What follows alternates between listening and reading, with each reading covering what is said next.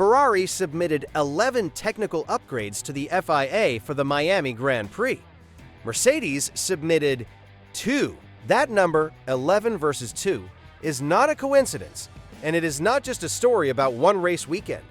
It tells you exactly where each of these teams believes they stand in the 2026 championship and what they're prepared to risk to change it. But the Ferrari upgrade story isn't even the most interesting thing in the Miami paddock today, because Red Bull arrived this morning with a rear wing that, if the images are accurate, is not their wing. It's Ferrari's, the Macarena wing, on a Red Bull, running at a race weekend.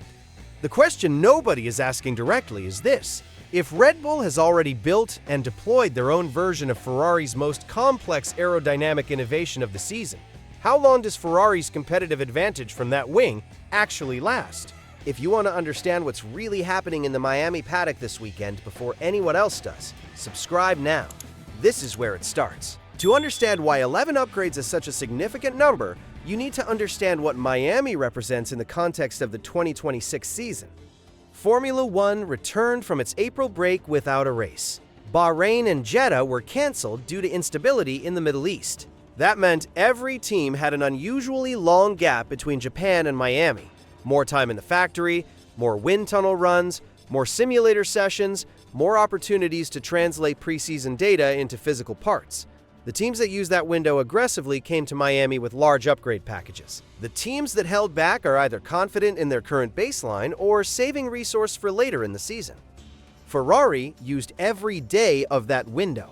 According to the FIA's official technical documentation, the SF26 arriving in Miami carries 11 distinct specification changes compared to the car that raced in Japan. That covers the front wing, the Macarena rear wing in its latest configuration, revised floor elements, and changes to the car's aerodynamic management systems. This is not a token upgrade. This is a full-scale aerodynamic reset at a race that Ferrari have identified as a critical data point for their championship campaign.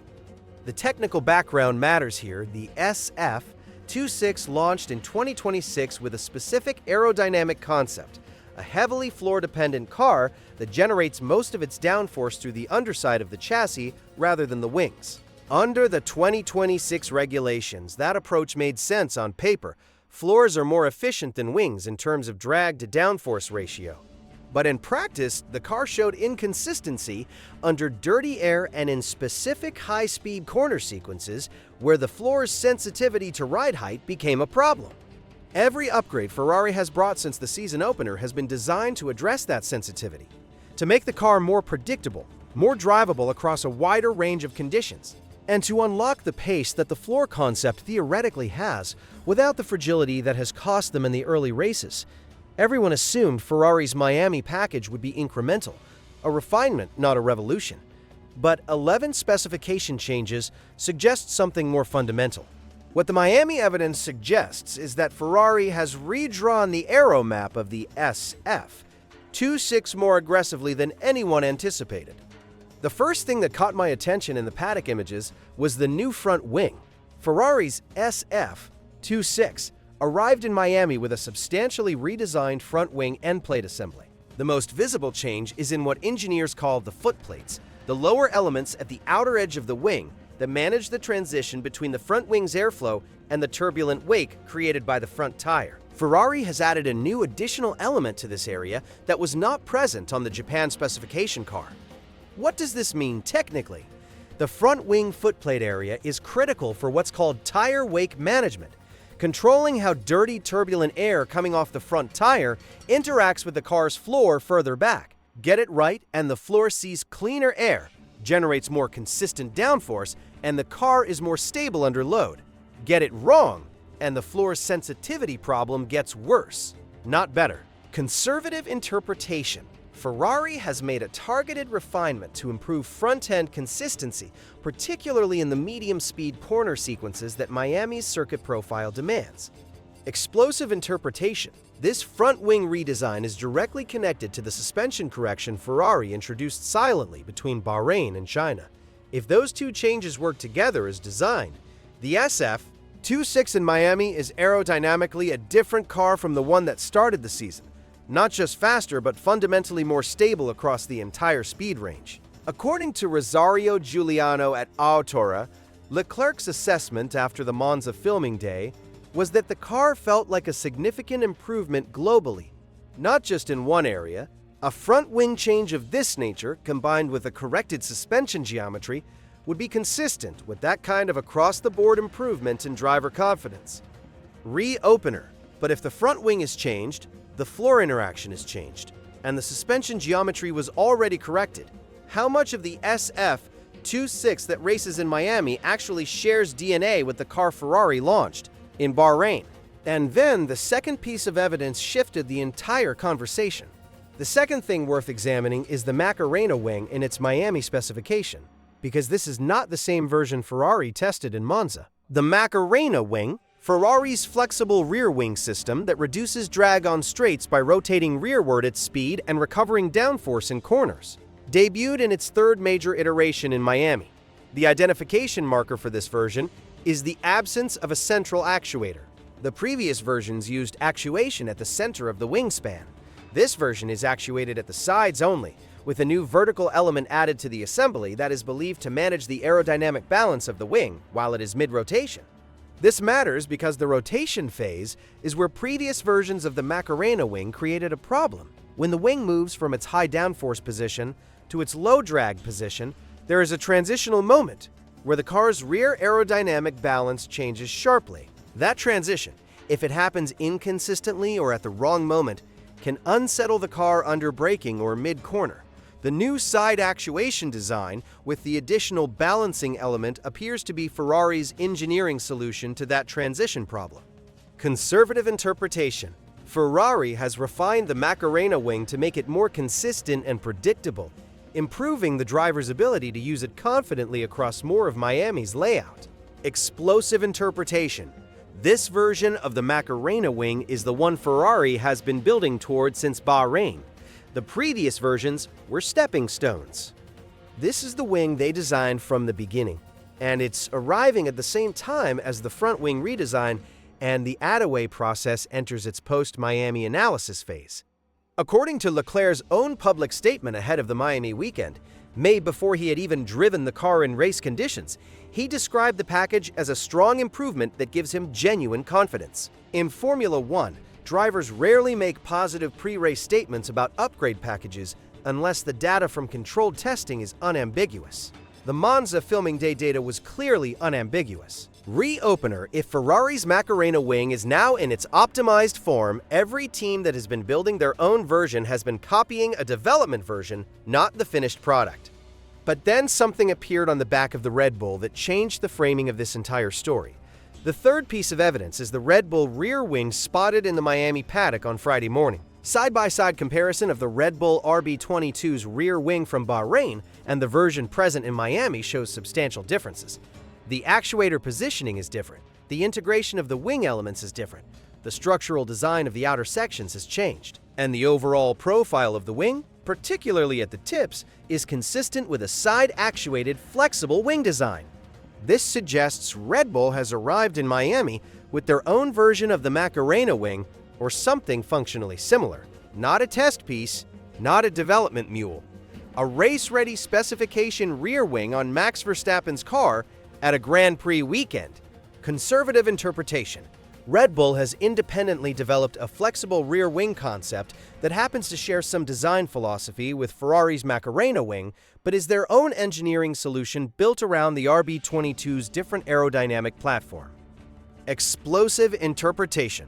Red Bull studied Ferrari's Macarena wing from the moment it appeared at the Bahrain test, reverse-engineered the regulatory approval pathway by watching how the FIA responded to Ferrari's design, and have now deployed a functionally equivalent system on a chassis that is significantly more aerodynamically mature than the SF26. If the RB22 is already closer to its optimized baseline, adding a Macarena equivalent wing to it could produce a larger performance gain than the same wing on a Ferrari that is still mid-development.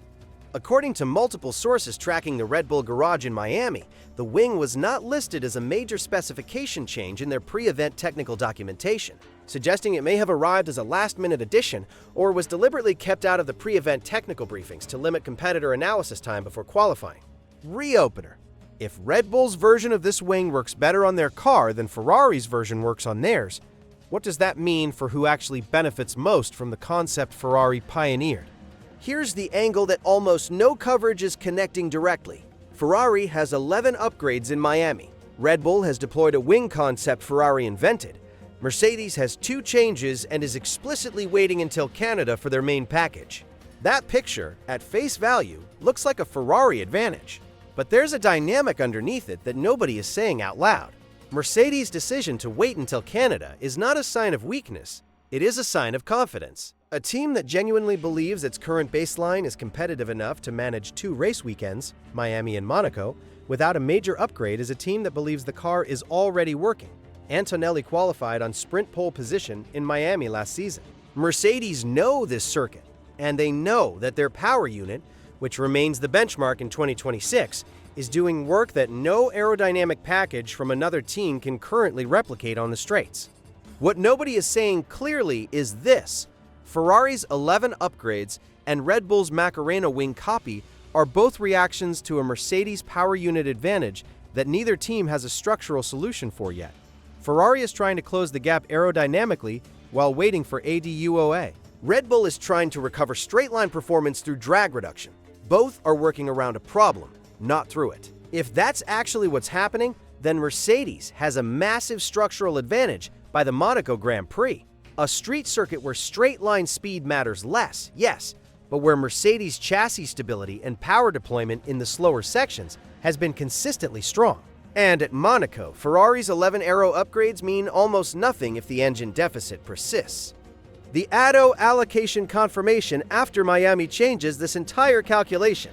If Ferrari gets the 4% allocation confirmed, and Gualtieri's public confidence suggests they believe they will, then from Spain or Monaco onward, the engine story starts to close. But until that confirmation arrives, every upgrade Ferrari brings is a bridge over a gap that only regulation can permanently fill.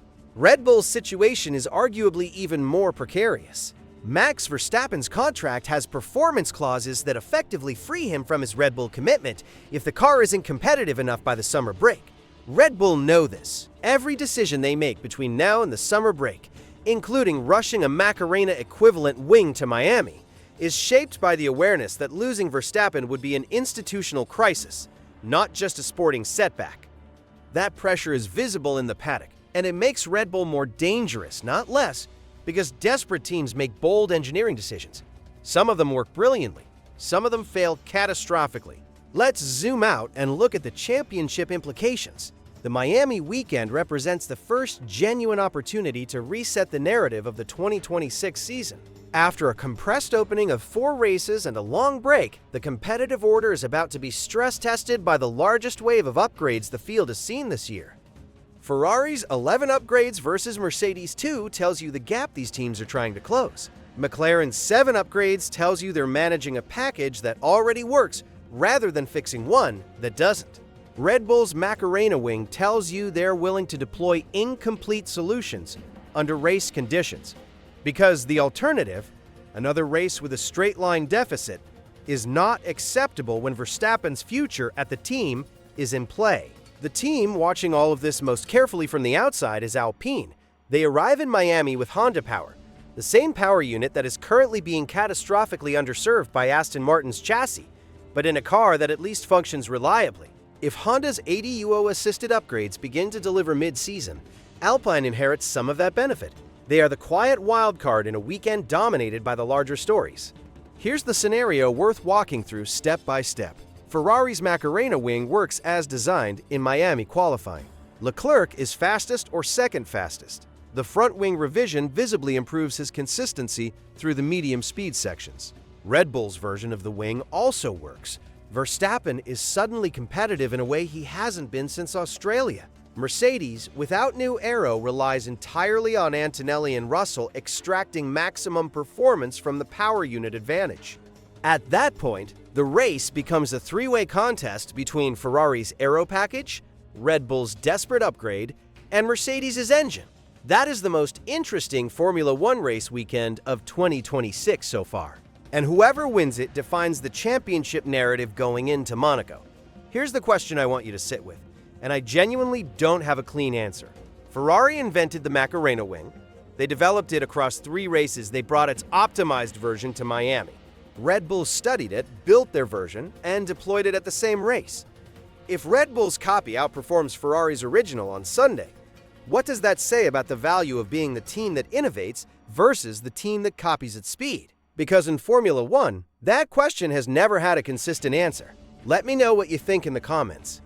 My bet is this: by the Monaco Grand Prix, we will see at least 2 other teams running their own Macarena equivalent rear wings, and the conversation will shift entirely from who invented it to who has the best version.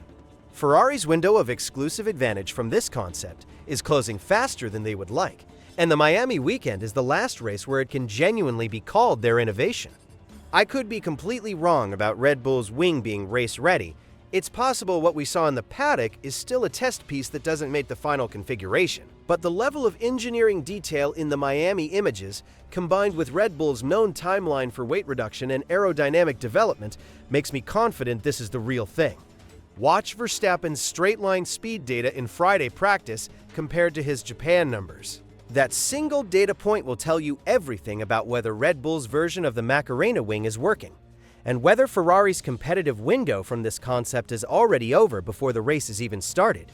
If you want to be in the room when that data comes in, and when we find out whether Ferrari's 11 upgrades were enough to finally change the 2026 championship picture, subscribe now. This channel will be here when it happens.